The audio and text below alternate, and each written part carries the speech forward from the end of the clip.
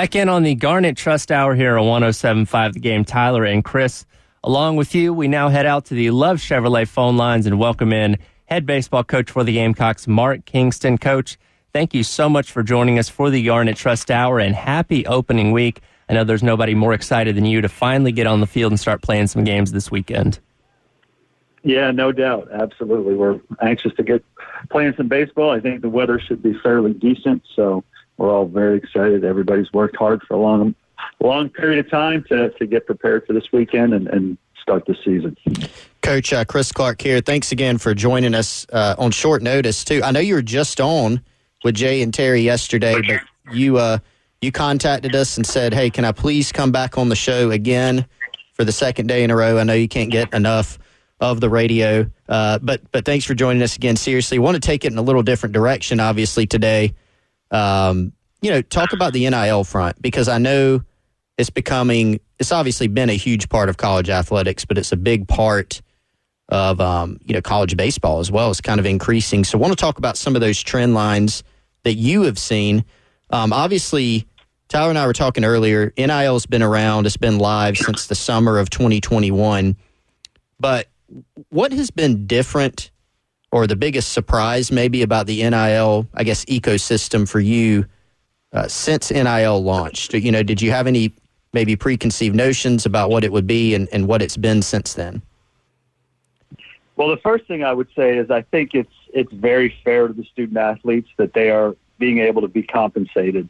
Look, for baseball to only have 11.7 scholarships for a 35-man roster, that can be another show and another topic, but baseball players have been under scholarships for a long, long time. And so in our sport, what the NIL has helped to do is kind of fill some of those gaps of what players have been having to pay just to go to school, just to have the right to be on a baseball team. Obviously, a lot of other sports at the NCAA level are full scholarship sports, and everybody on the team has a full scholarship. Baseball, most teams across the country have no full scholarship baseball players, and a 50% scholarship in baseball is considered a very strong offer. And so half the cost is being put onto the family, and that's been done for a long, long time. So the NIL in our sport has been very effective in helping fill some of those gaps. And we all know college and tuition has gone up very much over the years. And, there's some schools that cost $80,000 to go to. So you offer a kid 50% scholarship, he still has to pay $40,000 to play on that baseball team. So I think for us, the NIL has allowed some kids to better afford college, maybe stay in college. I think in our case, the NIL has helped us in terms of the finances, of where it makes it more realistic for guys to stay in college for another year, as opposed to just saying, hey, I've got to go pro even though I don't want to or I'm not ready, because that's where the money is. And so it's been very valuable in baseball, and I think it will continue to grow. I don't know that it will ever be what football and I would guess basketball is, in terms of, we all hear the rumors about what certain players throughout college football are getting, into the millions. And so I don't think baseball will ever get to that point, but I know there are some schools that are, providing some pretty substantial NIL figures for baseball players around the country as well. Coach, you mentioned football and baseball right there. When NIL was coming about right at 2 years ago, a lot of people were talking about it really only affecting those two sports, those being the ones that get the most coverage nationally. Were you expecting baseball to be affected as much as it has been, or were you surprised at all with the impact that NIL's had in the past 2 years on baseball? Well, I think the great majority of NIL in baseball has been in the SEC. You hear about the different schools around the SEC that are very big into the NIL for baseball, and I think I don't think you're seeing that in the Big Ten or maybe the ACC or the Pac-12.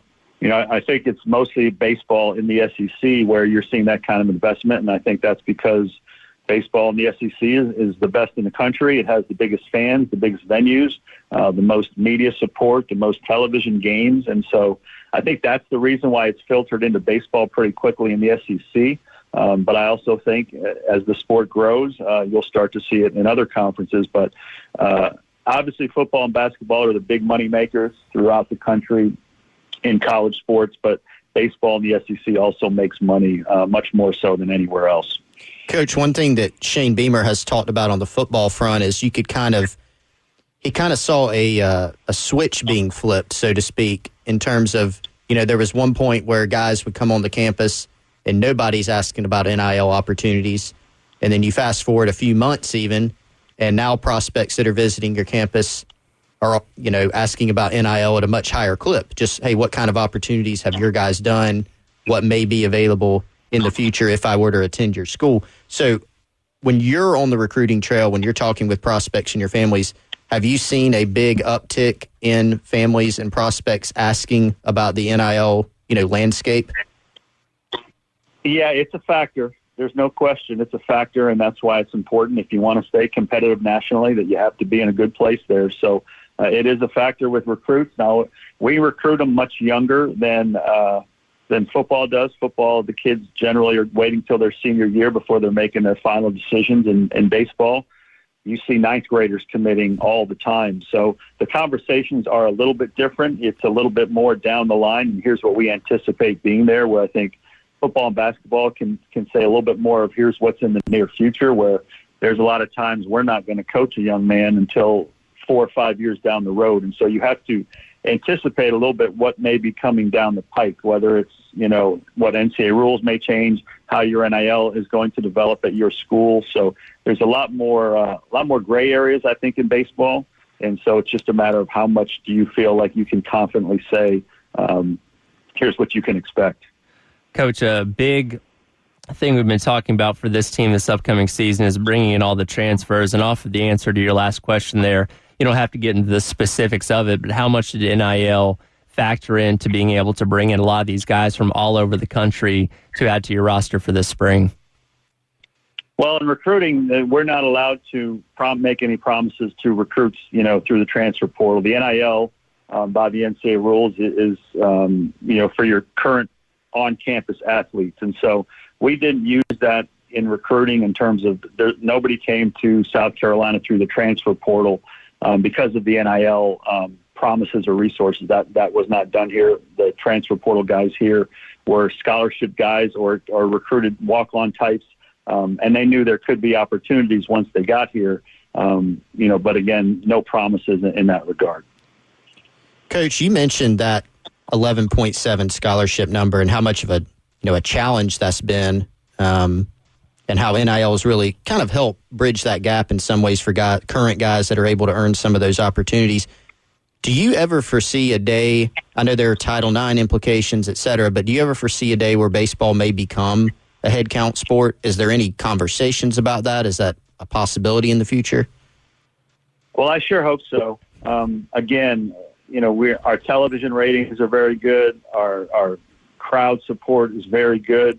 Most of the schools, especially in the SEC, turn a profit. So the fact that we only have 11.7 scholarships for 35 players, it's just ridiculous. And so from the coaches' side, we've been arguing to try to get more for a long, long time. And even the coaches before us, were arguing for that for a long time. And so, but it always comes down to the money. It always comes down to if you do this, then you have to do that. And so is it possible? Yeah, I think it's possible as we move forward. But, the NCAA could change things. And there could be, everything is always on the table when it comes to growth of the sport, of the NCAA, of financial resources. So as our sport continues to grow, I think we'll continue to push that our athletes deserve better. And hopefully someday that will come to pass. And you've talked about some of the figures that have been thrown out. We're actually talking about that right before you came on, interestingly. Some of the figures that have been thrown out, I think, in the media, in the football, realm of things have not been quite accurate, or they've been kind of outliers.